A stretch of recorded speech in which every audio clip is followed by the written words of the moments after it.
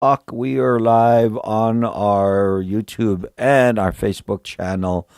That camera there needs to be lifted up a little bit, and I don't think I can get any more than that. Hey, anyway, gives you the better part of my forehead there on that one if you're watching it.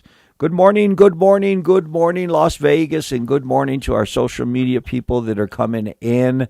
It is a Tuesday already, the 22nd day of February, 2222. Big deal, big deal, big deal. We got something more important. What if we were in, oh my God, what if we were in the second chapter of 2 Samuel and the 22nd verse? Oh my God. The holy convergence would be upon us, and we'd be able to draw all kinds of prophetic statements out of that. Yeah, that's the way we're doing it these days. That's the craziness in the world that we're living in. David hears of Saul's death. We covered this on yesterday's program at the end of the first book of Samuel. First Samuel talked about the death of Saul. Saul and his sons had passed away. Now it came to pass, verse 1, chapter 1, 2 Samuel.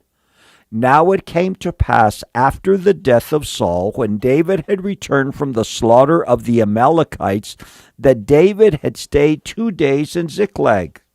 So, we know from the end of the previous book is that while Saul and the Philistines were going to war, David was bringing back his possessions and all the booty of war from the Amalekites who had burned Ziklag. So he had come back from that, and it was a very interesting story. I really, really, really like the way that David handled the situation when they came back with all the booty from war, and those that stayed behind, those who went with David didn't want to share, at least some of them, didn't want to share the spoils of war with those who remained behind. And David came up with a very, very wise decision, and something that I think that I even use that in my life today. We talked about it on yesterday's program. Something I think is very important. We all have a part to play. I just want to play my part, and I want you to play your part. I don't want to do any more than what I have to do, than what I'm supposed to do, what I'm called to do, what I'm anointed to do, whatever the phrases that you want to use there. I don't want to do any more than that, but I don't want to do any less than that either. And David says, okay, these guys didn't go with us, but they took care of the supplies. They did the best that they could, and we're going to give them a share just like everybody else. And not only did David give those who stayed behind a share, well, remember that in yesterday's program, and I love this also, he sends presents to some of the principal cities on the southern part of Judah. These were people. These were people who were giving intel unto Saul when he was alive about the whereabouts of David. We remember David had been running away in the wilderness away from Saul, and everywhere he went, people were telling Saul, he's over here in our backyard. Maybe you better come and get him here. And that was interesting that he sends out gifts to them, because he knows the future. He knows see, that's one thing about David. David had his eye on the prize. You ever play baseball? You ever play baseball? One thing about baseball, this is probably true about all sports, you got to keep your eye on the ball, man. I remember whether you were out in the field, whether you're an outfielder, an infielder, or whether you're up at the plate, you had to keep your eye on the ball. David has his eye on the ball. He knows the plan and the purposes that God has. It has been years. David is 30 years old, ladies and gentlemen. He was a teenager. This has probably been 13 years, maybe even more than that. But let's let's say it was about 13 years since David, and if we come up with a better time frame than that, I'm all for it. Okay, so I'm just throwing a few years out there. But I know that David was a teenager when Samuel anointed him to be king.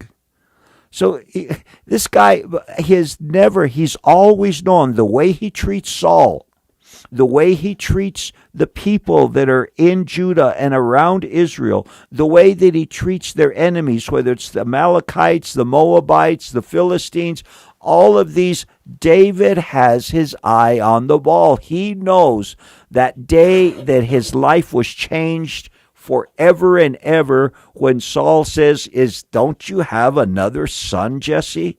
Well, yeah, we got one out there, but somebody's got to take care of the sheep. Call him over. And when Samuel saw him, he says, that's the man that's going to take over for Saul one of these days. One of these days, quite a long time. And it's not over yet. So there's still a lot of stuff for us to see and to understand here. But my main point here is that David knew his purpose.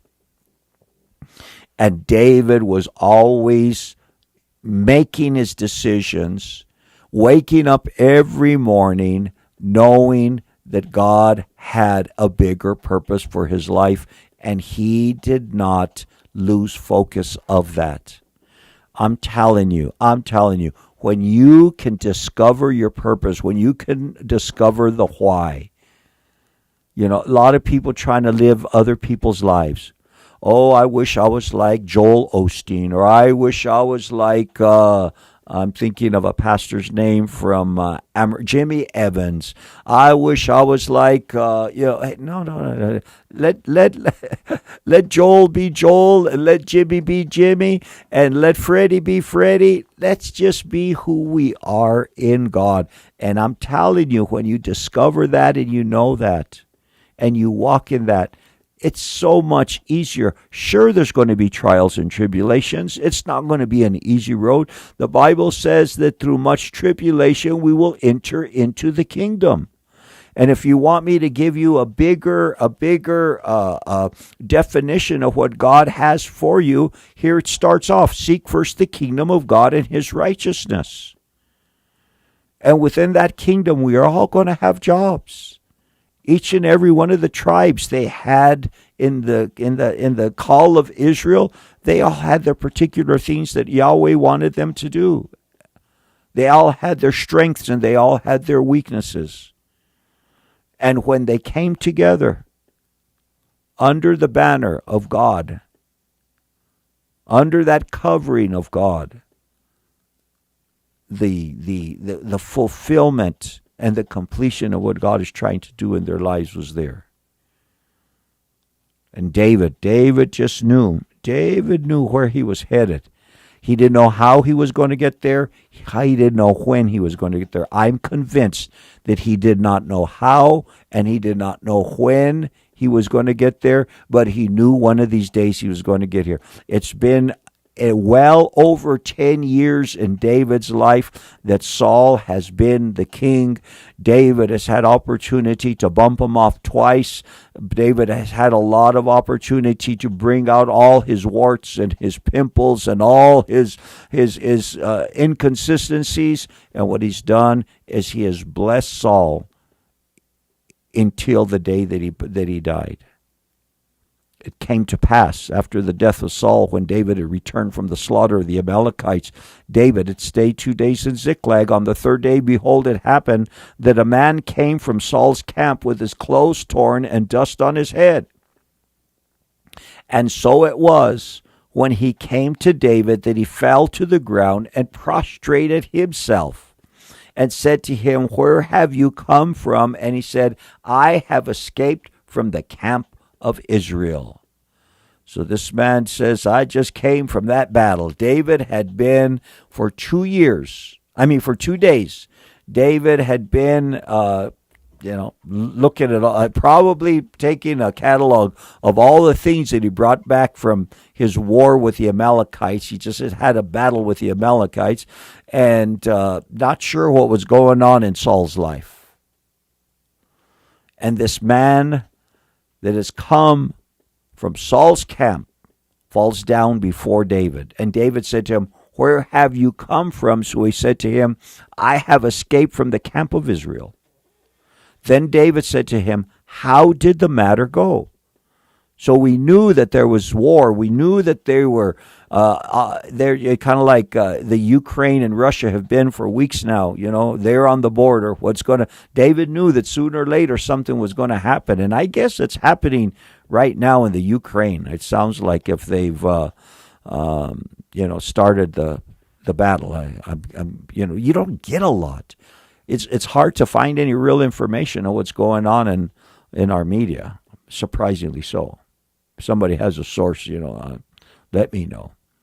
Then David said to him, how did the matter go? Please tell me. And he answered, the people have fled from the battle. Many of the people are fallen and dead, and Saul and Jonathan, his son, are dead also. Hey, dude, what's going on with the Philistines? Hey, they're chasing us all over the place. Many of the people have fled. Many have died. And Saul and Jonathan, his son, are dead also. So David said to the young man who told him, how do you know that Saul and Jonathan, his son, are dead? I'm not looking for secondhand information. Are you sure?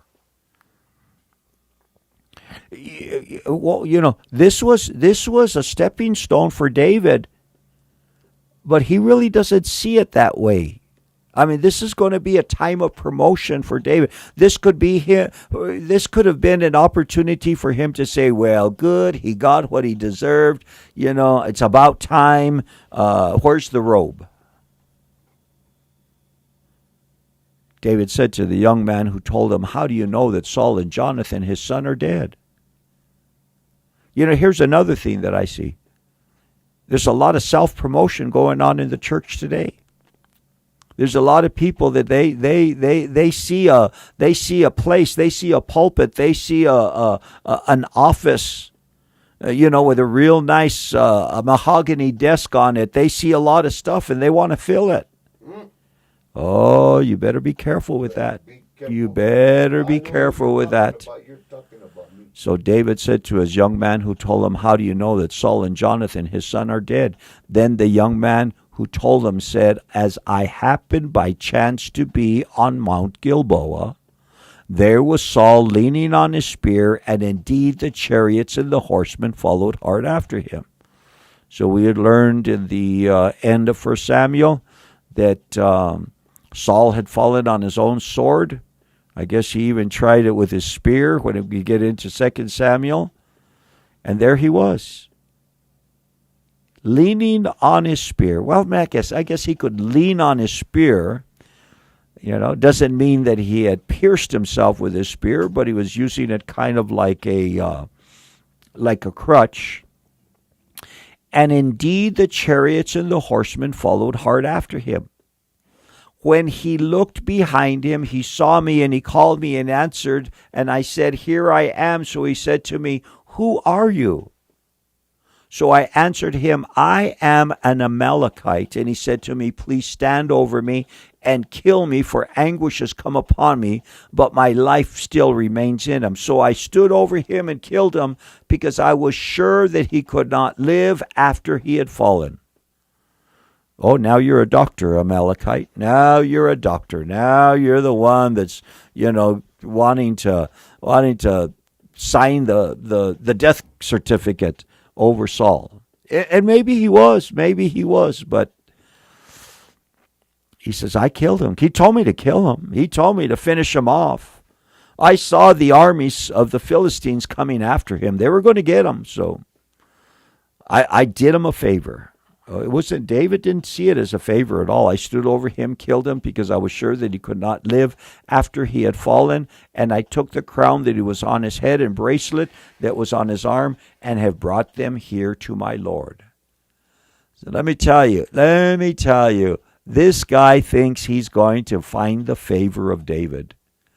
This Amalekite thinks, it was something that we're going to have to cover. Notice how Saul died. Saul dies. Notice how Saul dies at the hand of the flesh. That had been Saul's problem all of his life. The Amalekites had been his problem. The flesh had been his problem. Let's go back, and we're not going to go there specifically, but let's go back to about chapter 8 or 9 when the Samuel comes and tells Saul, the Lord has said to wipe out the Amalekites. The Amalekites, the flesh, had always been Saul's problem. And it's the flesh that finished him off. And here we had seen before that when he went out to wipe out the Amalekites, that he and his men decided that they were going to determine what was good and what was bad when God had already brought them under judgment, complete judgment, wipe them out. They were a cancer. They were a virus to the societies, and he says, wipe them out. Saul could not wipe them out. What was it that finally dealt the death blow in Saul's life if it wasn't the flesh? And here he is standing in front of David, and he's thinking he did David a favor. Oh yeah. I came to tell you. And I got the crown because this crown belongs to you. And I brought that bracelet that goes on his arm because really you're the one. I know that you're the one. And I know that you're going to take good care of me. I stood over him and killed him because I was sure that he could not live after he had fallen, is what the Amalekite tells David. And I took the crown that was on his head, the bracelet that was on his arm, and have brought them here to my Lord. Therefore David took hold of his own clothes and tore them, and so did all the men who were with him. The tearing of the clothes was deep.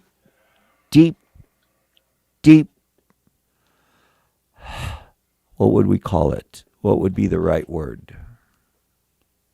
Sorrow song, or is that the song that we can play even on 2:22:22?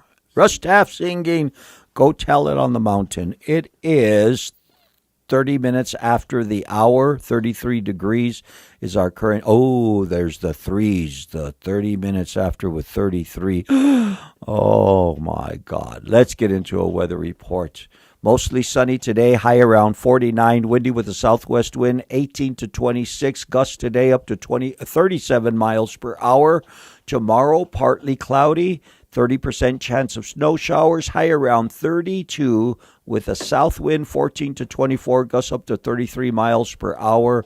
And on Thursday, 20% chance of scattered snow showers, high around 38. Windy with a west-southwest wind, 16 to 21, gusts up to 29 miles per hour. But here it is again. They're not calling for a lot of accumulation. You know, Wednesday, maybe a half an inch.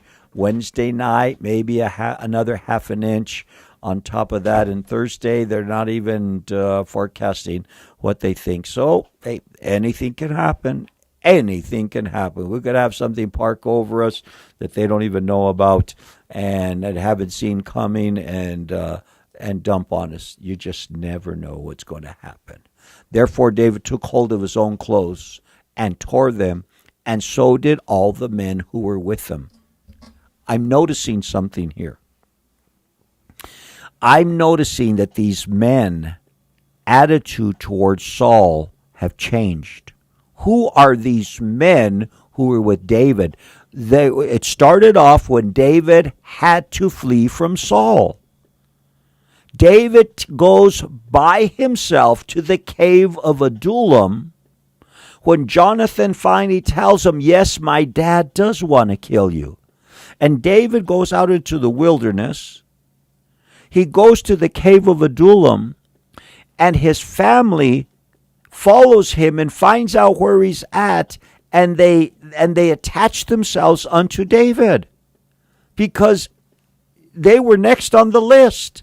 If you can't get David, get his family. In fact, David had his mother and father and taken him over to, I believe it was the Amorite king, and asked him to take care of his mother and father while he was running away from Saul. And then all the way up to 600 men came, those who were in debt, those who were distressed, those who were something else, the 3Ds, and they were running away from Saul. But David has imparted something unto these men. How and where? Well, two specific events that I can think of. One of them was when David found Saul in the cave and clipped off the corner of his robe. And the second time when David and was it Abishai went right into the middle of the Jewish camp and took Saul's spear and his jug of water. Right there from the middle while they're all sleeping. And because you know what these 600 men who were at David, they wanted David to do. Both times they wanted David to kill him.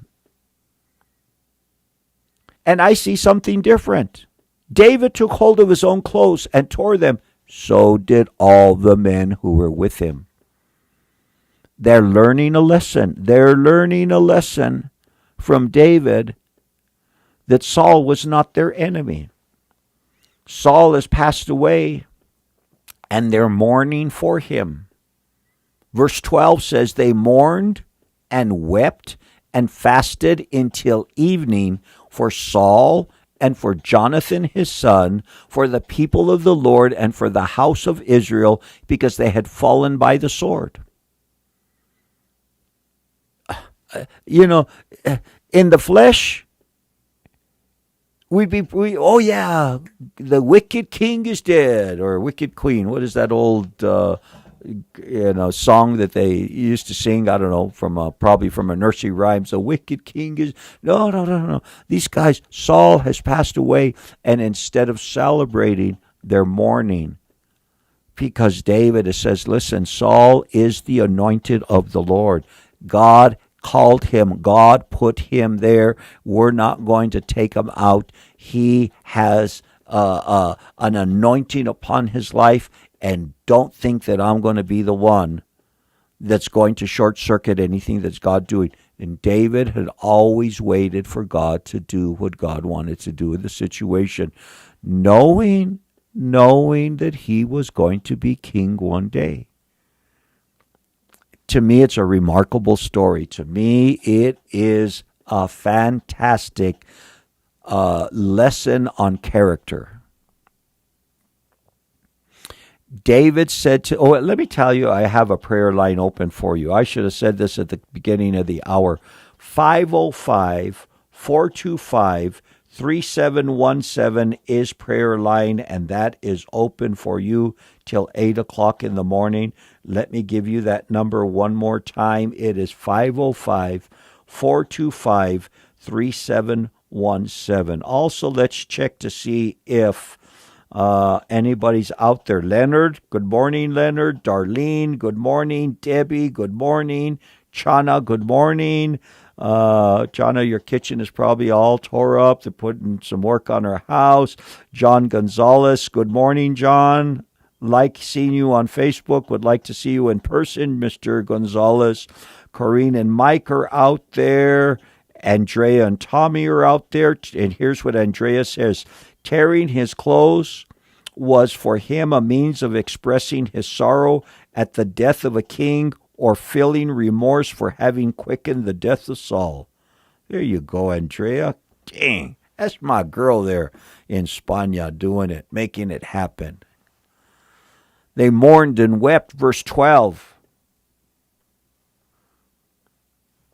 and fasted until evening for Saul and for Jonathan his son, for the people of the Lord and for the house of Israel. Notice this. They're mourning for Saul, but they're also mourning for Israel, for the people of the Lord, for the house of Israel.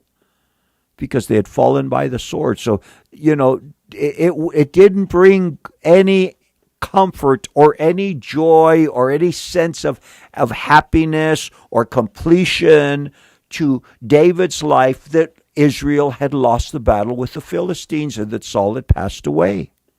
It wasn't a good day. These aren't crocodile tears. These aren't just, well, let's play the part and make it look good. No, they're broken. They're broken. Then David said to the young man who told him, "Where are you from?" And he answered, "I am the son of an alien, an Amalekite." So David said to him, "How was it? You were not afraid to put forth your hand to destroy the Lord's anointed." Okay, this guy that came with the crown and the bracelet in his hand with good news. Yeah, the flesh always thinks they have good news, but they ain't got good news. The flesh is always looking for a little pat on the back. The flesh is always looking for just a little pick-me-up from however it can get a little pick-me-up. The flesh is always looking for a little pick-me-up. Oh yeah, David's going to probably reward me because we know that he's going to be king and we know that Saul was his problem. So I'm going to come in and then watch this. This was an opportunity for the flesh to wedge itself into the company of David. Where are you from? He says, "I'm the son of an alien, Amalekite." Boom, the light bulb goes on in David's mind. Okie dokie, this makes sense. So David said to him, "How is it you were not afraid to put forth your hand to destroy the Lord's anointed?" Then David called one of the young men and said, "Go near and execute him." And he struck him so that he died. There's only one cure for the flesh, my brothers and sisters. And I don't have the time, and I don't even have the references right now to take you through the process of why I believe the Amalekites are the flesh. But if you go and you find out where the Amalekite, family line is, all the way up to Edom, all the way up to Esau, you're going to find out. Esau was that twin brother that did not honor the things of God. There's some great correlation between Esau and Saul, both big, athletic, strong dudes, warriors, hunters, but those who relied upon their own power, not the real power that comes from above. So, I'm not just making this up and just trying to prove a point and pointing a finger at the Amalekites. There's some good scriptural background that'll take you there. David called one of the young men and says, "Go near and execute him." Wait, but you're not gonna give me some money. You're not gonna give me a position. You're not gonna say, yeah. We're gonna reward you. No, there's no reward for the flesh. The reward for the flesh is the cross. Kill it. Pick up your cross every day. Pick up your cross every day. Execute him. He struck him so that he died. So David said to him, "Your blood is on your own head. For your own mouth has testified against you, saying, I have killed the Lord's anointed." He said, "You announce your own judgment, son. You came to tell me I killed the Lord's anointed. Okay? Well, guess what? You're going to die." Then David lamented with this lamentation over Saul and over Jonathan his son. And he told them to teach the children of Judah the song of the bow. Indeed, it is written in the book of Jasher. David, a warrior. David, also a peacemaker. David, also a worship leader and a writer of songs and poems. And he takes this time to teach a lesson to all of Israel. And the way that they're going to teach the lesson is in the form of a song. And people are going to learn this song, and people are going to be singing this song. David lamented with this lamentation over. So now you know what the Lamentations, wasn't it, of Jeremiah are all about? Ever looked at the book of Lamentations? Old Jeremiah lamenting for all of Israel who was going to go into captivity. That's another story. We'll be there one of these days. David lamented with his lamentation over Saul and over Jonathan, his son. He told them to teach the children of Judah the song of the bow. Because if he didn't teach them the what do they call this culture theme that's happening today that they're teaching our kids? If we don't teach them, somebody is going to teach them. You even see them. We don't see them in New Mexico too much, but you see them other states that they're fighting against this curriculum that's coming into the schools. He told them to teach the children. Let's not forget about Saul. Let's not forget about Jonathan. Let's tell the story. The beauty, verse 19, of Israel is slain on your high places. How the mighty have fallen. Wait a minute. He was a weak. Oh, wait a minute. The potential that Saul had. The beauty of Israel is slain on your high places. How the mighty have fallen. Tell it not in Gath. Proclaim it not in the streets of Ashkelon. And in other words, he's saying, we don't want this news to be broadcast into the area of the Philistines, Gath and Ashkelon, lest the daughters of the Philistines rejoice, lest the daughters of the uncircumcised triumph. O mountain, and we know what had happened. What had happened is they had found the body of Saul. They had cut off his head, taken off his armor, and taken all of that over to the Philistines and hung it on a wall.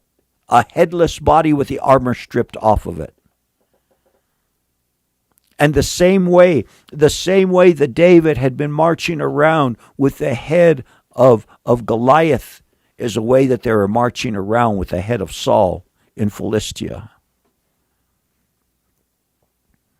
O mountains of Gilboa, let there be no dew nor rain upon you. That Mount Gilboa was where Saul and Jonathan had been slain. Nor fields of offerings, for the shield of the mighty is cast away there, the shield of Saul not anointed with oil. From the blood of the slain, from the fat of the mighty, the bow of Jonathan did not turn back, and the sword of Saul did not return empty. Verse 22 talking about they were warriors in their time.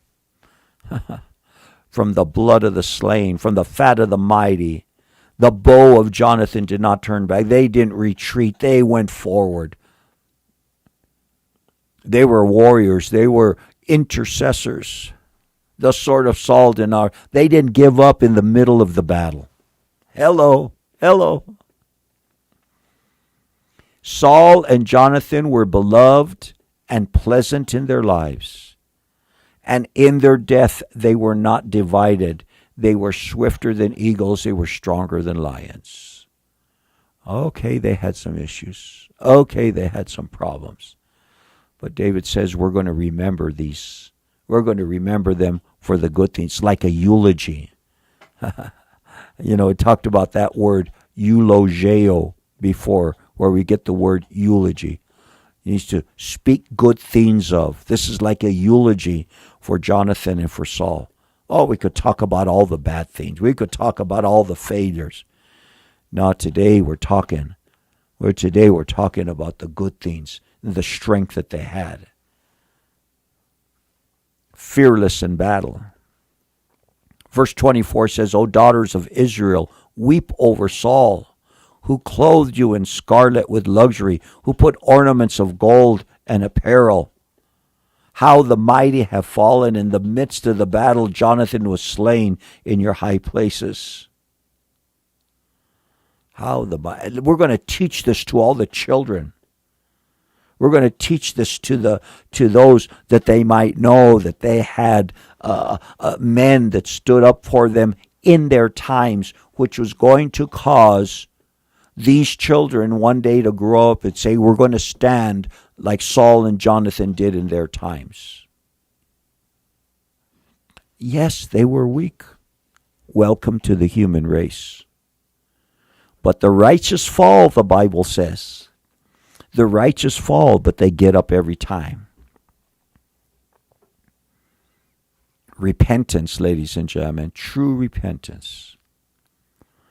And in verse 24, David is encouraging the young maidens of Israel to weep. How the mighty have fallen. Verse 25, in the midst of the battle, Jonathan was slain in your high places. I am distressed for you, my brother Jonathan. You have been very pleasant to me. Your love to me was wonderful, surpassing the love of women. That sweet fellowship, that koinonia that we had, that brotherhood, that covenant that we had with each other, he says it was different from a love that I would have with a woman. It was a man-to-man, strong love. You were there for me, and I was there for you. You covered my back, and I covered your back. I am distressed for you, my brother Jonathan. You have been very pleasant to me. Your love to me was wonderful, surpassing the love of women. People will get this verse and they'll try to twist it up and try to make it mean something that it doesn't mean. Shame on you. Verse 27, how the mighty have fallen and the weapons of war perished. And that is the dirge that David made for Saul and Jonathan, the eulogy in song that was going to be taught to the children so they would not forget. David says, I'm not going to let them forget about Saul. I'm not going to let them forget about David. We're just not going to sweep them under the rug and say, well, it was an experiment. It didn't happen too good. Shh, don't tell it. No. We're going to let everybody, we're going to let the generations know. Morning, Alice. It happened after this, verse 1, chapter 2, 2 Samuel. Take a sip of my tea here this morning. It happened after this that David inquired of the Lord. Oh my God. Now you know why they love David. Now you know David's an easy man to love. He's anointed, but he's human. He's a warrior. He's also a peacemaker. He's a worshiper. This guy, it happened after this. And David's not finished with, ladies and gentlemen. We're going to go through Samuel. We're going to go through Kings. We're going to go through Chronicles. We're going to see David die in it. But David is going to be in the millennium. The Bible talks about David being in the millennium, reigning with the Lord Jesus Christ. What an anointing. What grace is upon this man's life. What does David do? He says, pull out the Urim and the Thummim. We're gonna find out what's God's will for this time. We don't live on yesterday's bread. We ask God, give us this day our daily bread. Well, David, I mean, you know how to know what to do. I know what my flesh, I know what the Amalekite would tell me to do. But I'm taking up my cross. I'm killing the flesh. I'm putting it where it belongs. The flesh belongs in the coffin. That's where the flesh belongs. And the flesh will continue. And David says, what is God's will? Thy kingdom come, thy will be done. It happened after this that David inquired of the Lord, saying, shall I go up to any of the cities of Judah? He says, okay, Father, I'm not sure what to do. Saul's gone. Jonathan's gone. The other two sons of Saul are gone also. He says, shall I go to Judah? I don't know if I've been out in the wilderness. I've been even the land of the Philistines. What do I do? Do I go back to the cave of Adullam? Do I go back? What do you want me to do? Shall I go to any of the cities of Judah? What do you want me to do? The Lord said to him, go up.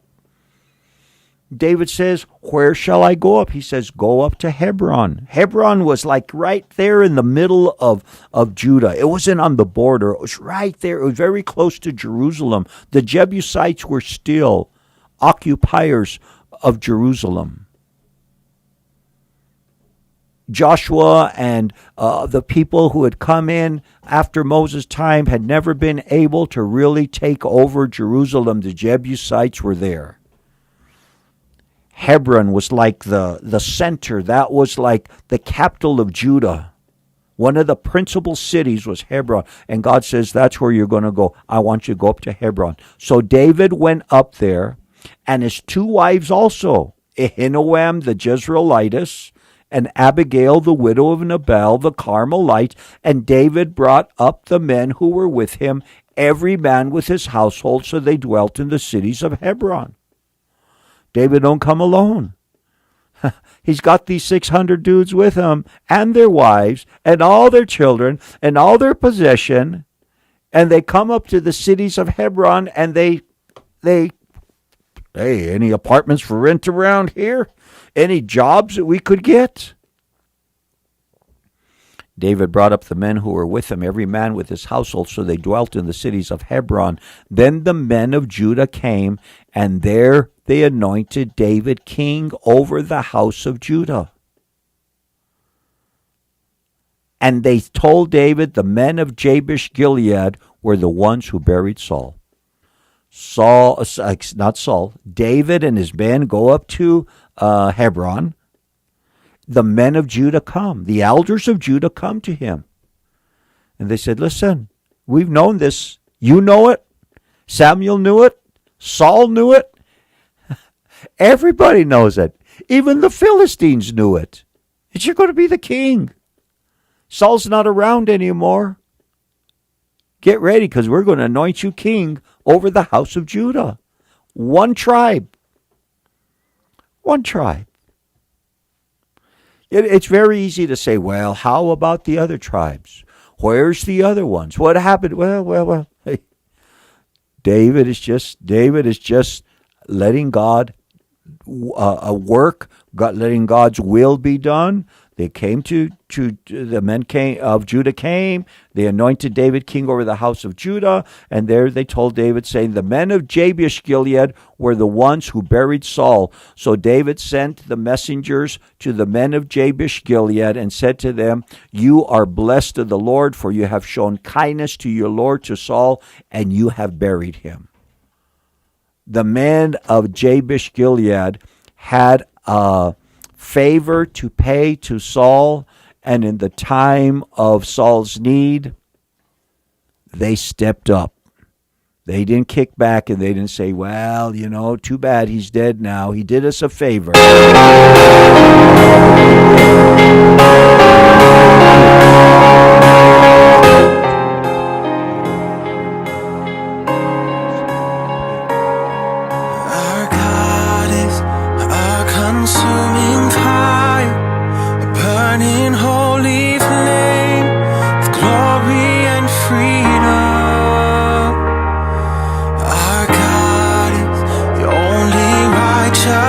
Judge, ruling over us.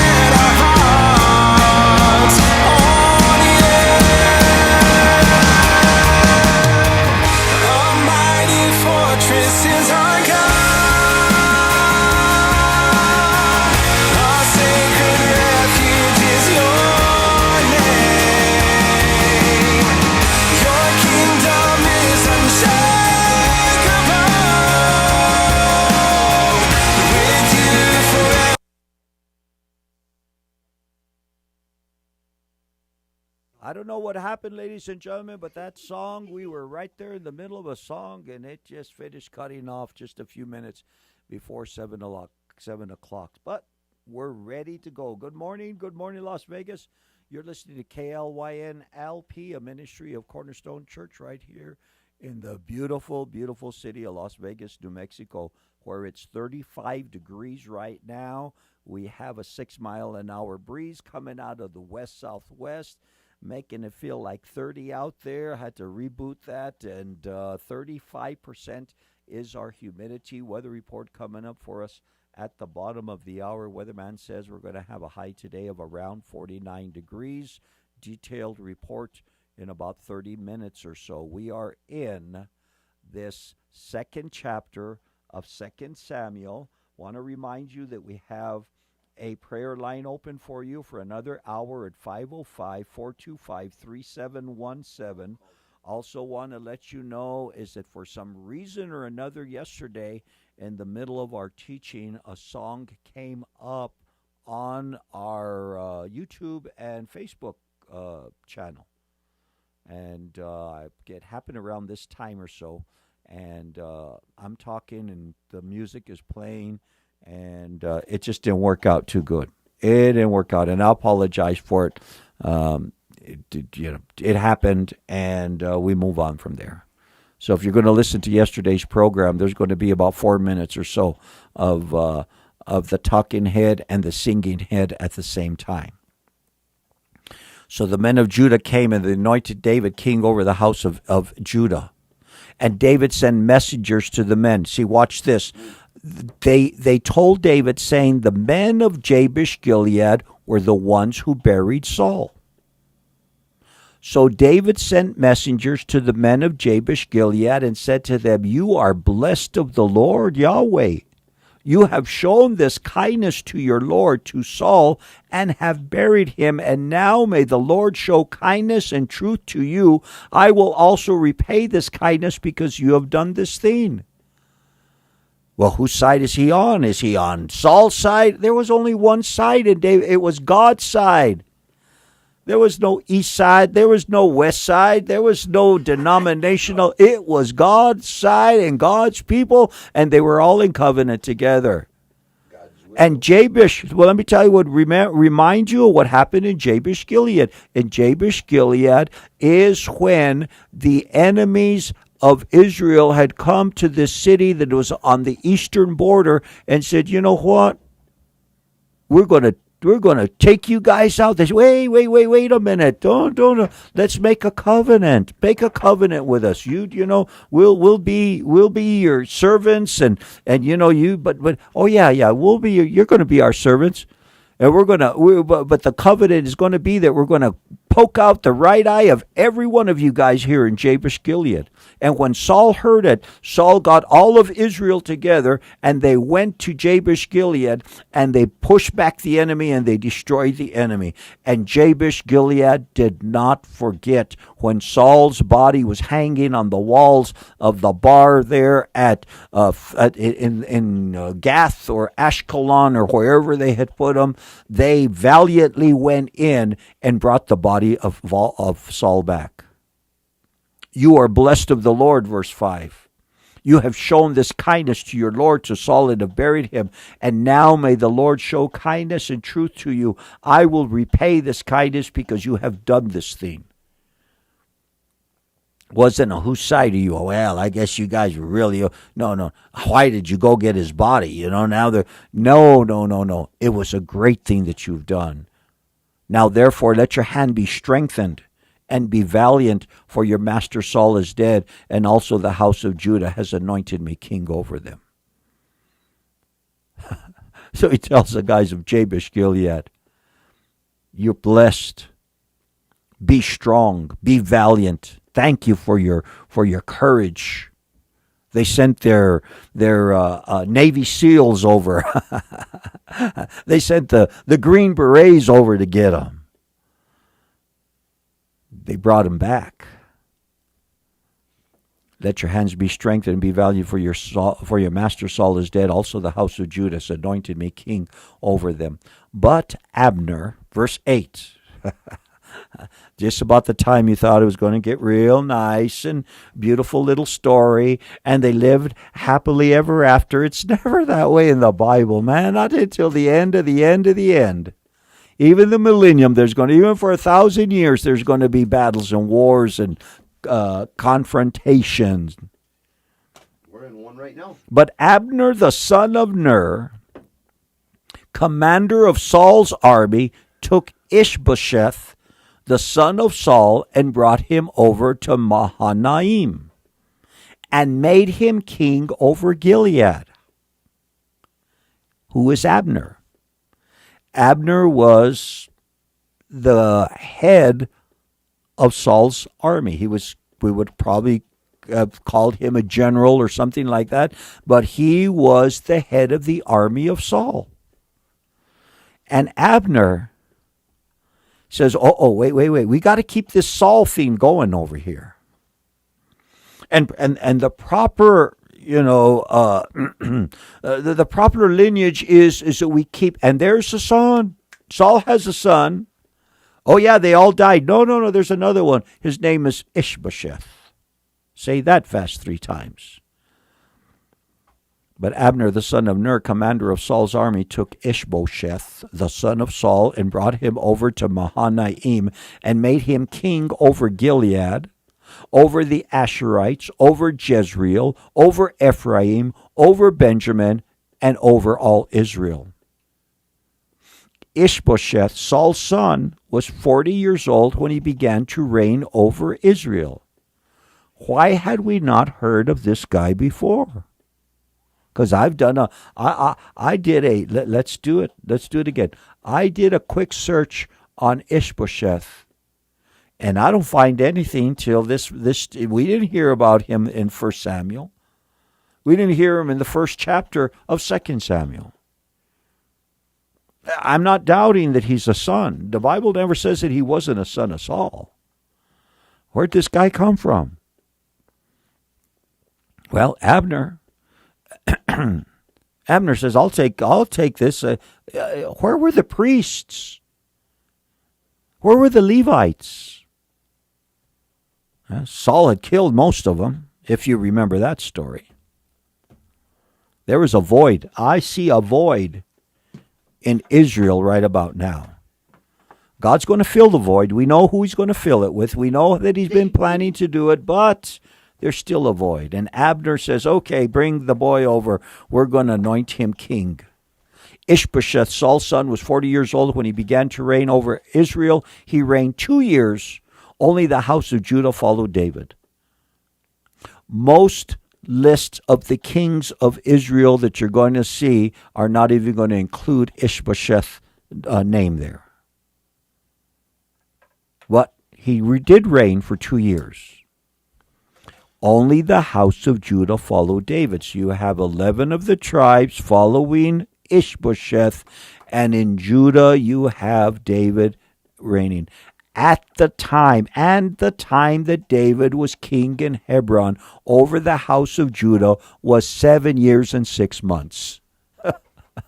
My God. And to me, it doesn't seem like David was in a hurry. I never saw where David just pushing his weight around saying, well, you know what Samuel said.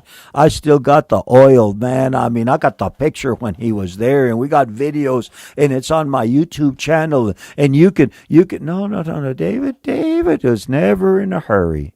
David was one of those guys that like to walk in the Spirit. You just like to say, okay. David was one of those guys that looked at the pillar of fire at night and the cloud during the day and said, if it's not moving, I'm not moving. The time that David was king in Hebron over the house of Judah was 7 years and 6 months. Now Abner, the son of Ner, and the servants of Ishbosheth, the son of Saul, went out from Mahanaim to Gibeon. And Joab, the son of Zeruiah, and the servants of David went out and met them by the pool of Gibeon. So we have some division in Israel. Oh, God does not like division. God does not. But anyway, we have division in Israel. We have 11 tribes with one king, Ishbosheth. We have one tribe with David as king, Judah. And we all of a sudden we got the warriors from both sides coming around, meeting each other by the pool of Gibeon. So they sat down, one on one side of the pool, the other on the other side of the pool. And Abner said to Joab, "Let the young men now arise and compete before us." Joab said, "Let them arise." Hey, why are we going to have these? Let's have a little bit of arm wrestling over here. Your guys against my guys. Let's have a little Olympics. Let's see who can run the fastest. Let's see who can jump the highest. Let's have a little contest between your guys, and it gets out of control. Abner said to Joab, verse 14, "Let the young men now arise and compete before us." And Joab said, "Let them arise." So they arose and went over by number, 12 from Benjamin, followers of Ishbosheth the son of Saul, and 12 from the servants of David. Okay, so it's like a football game. I know that there's 11 on a football team, but we got 12 here. We got 12, facing off against each other. Just 12, little innocent tug of war, and find out what's going to happen. And then it gets out of control. Each one grasped his opponent by the head and thrust his sword into his opponent's side, so they fell down together. Therefore that place was called the Field of Sharp Swords, which is in Gibeon. I mean, it turned into more than just a muscle contest. All of a sudden, they're starting to take out the heavy armor, and they're going after each other. There was a very fierce battle that day. I am convinced that this was just going to be a little plaything. This is going to be a little play date is all it was. And before you know it, the kids got blood all over them. My dad is better than your dad. So there was a fierce battle that day. And Abner and the men of Israel were beaten before the servants of David. Kind of reminds me of my times in growing up in Espanola. When we were in Taos or Los Alamos or Albuquerque playing a team, we were one. We were Espanola, España. And then we go back home, and we were fighting all the little pueblitos against each other. We're fighting. There were 3 sons of Zuriah who were there. Joab and Abishai and Asahel. Now, Joab is the commander of David's army. Abner is the commander of Ishbosheth's army. Now, the 3 sons of Zuriah were there, Joab, Abishai, and Asahel. And Asahel was fleet of foot as a wild gazelle. I mean, this guy was quick on his feet. I mean, he could leave you in your sneakers, man. He could take a move to the left, take a move to the right, and before you know it, he'd be past you. This guy was quick, and he was fast. So Asahel pursued Abner. It's getting really out of control now. Joab's little brother decides he's going to go after the commander of Ishbosheth's army. Asahel pursued Abner, and in going, he did not turn to the right or the left from following Abner. So Abner's trying to run away from the guy, and every time he turns back, there's Asahel right there on his tail. Abner looked behind him, verse 20, and said, "Are you Asahel?" He answered, "I am." No wonder I'm not be able to shake that guy. It's that Asahel guy, man. He is fleet of foot as a wild gazelle. And Abner said to him, "Turn aside to your right or to your left and lay hold of one of the young men and take his armor for yourself." He says, "Dude, leave me alone." No. Asahel, leave me alone. Stop chasing me. No. And he carried, "Leave me alone, son. Leave me alone." But Asahel would not turn aside from following him. So Abner said to Asahel, turn aside from following me. Why should I strike you to the ground? He says, listen, if you don't leave me alone, I'm going to take care of business. And apparently Asahel thought that he could take care of business, and this was his chance to take care of the commander of, I guess he's considering Abner the enemy. Turn aside from following me. Why should I strike you to the ground? How then could I face your brother Joab? See, Abner saw the bigger picture.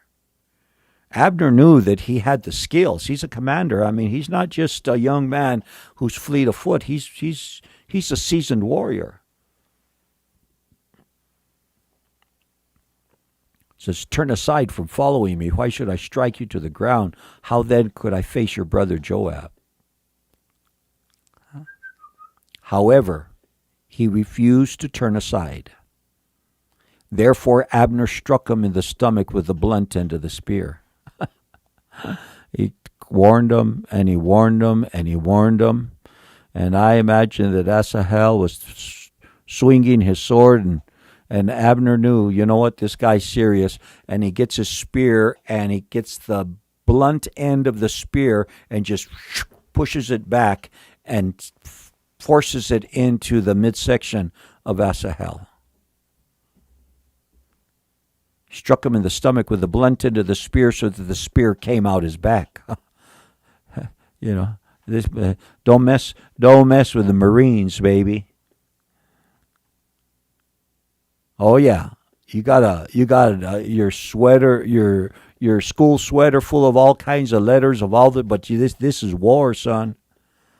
Abner struck him in the stomach with the blunt end of the spear, so the spear came out of his back. He fell down there and died on the spot. So it was that as many came to the place where Asahel fell down and died, stood still. Boom. Oh, our little game is over with. Got out of control. Now we have Asahel on the floor. Joab's brother, not just any young man, Joab's brother. Joab and Abishai, they're his two brothers, pursued Abner. Now it's family. Now we got blood in the eye. And the sun was going down when they came to the hill of Ammah, which is before Giah, by the road of the wilderness of Gibeon. Giah, Ammah, not sure, but sounds good to me. Tomorrow we'll say a little something different. Now the children of Benjamin gathered together behind Abner and became a unit and took their stand on top of the hill.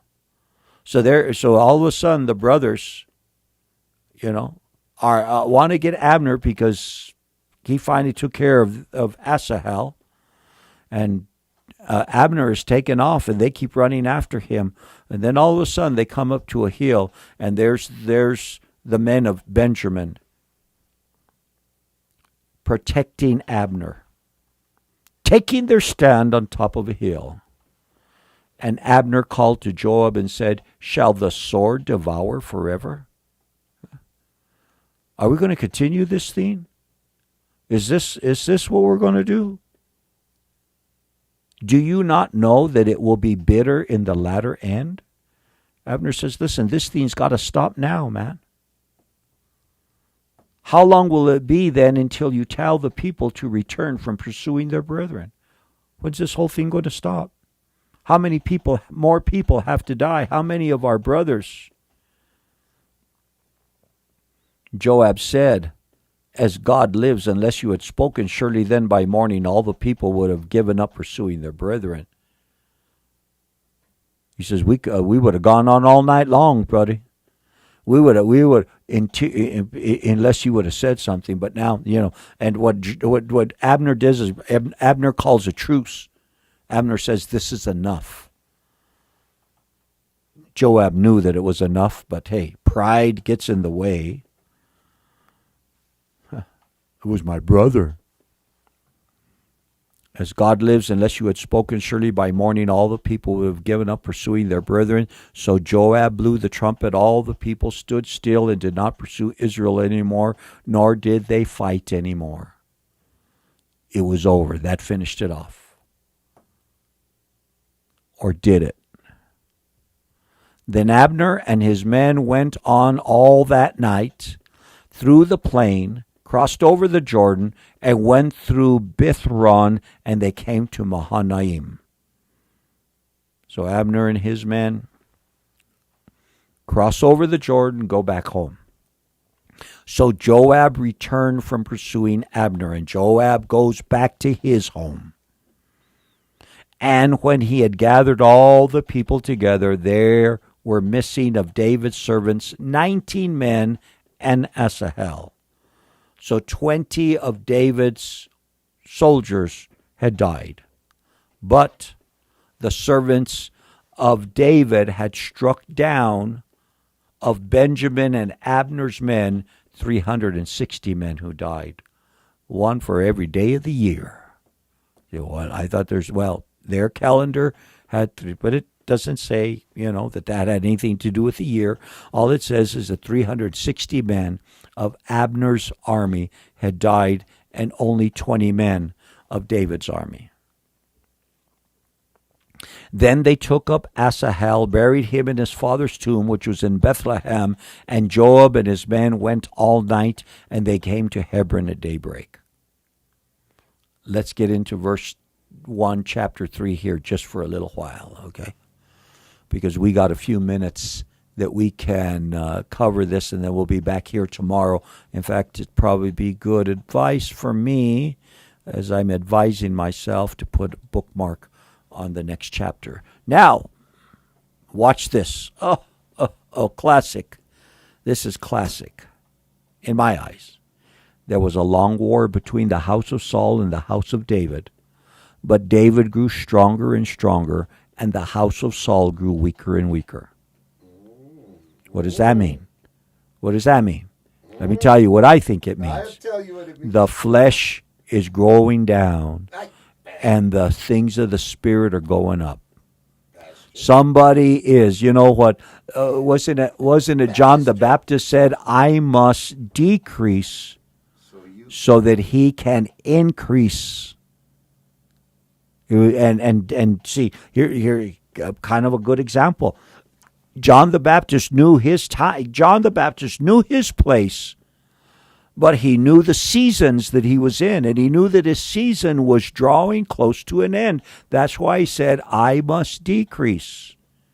See, John the Baptist was, I got to keep on taking offerings. I got to build a new building. I got to keep on. This thing's going pretty good. We got to do more baptisms. How many did you baptize today? We got to keep the numbers up, boys, because Jesus is... No. He says, listen, I must decrease so that he can increase. There was a long war between the house of Saul and the house of David, but David grew stronger and stronger, and the house of Saul grew weaker and weaker. You're talking about the house of Saul, Ishbosheth the king, Abner his commander. I mean, 360 of them die in one day, only 20 of the other guys. What does that tell you? Where's the anointing? Sons were born to David in Hebron. His firstborn was Ammon by Ahinoam the Jezreelitess.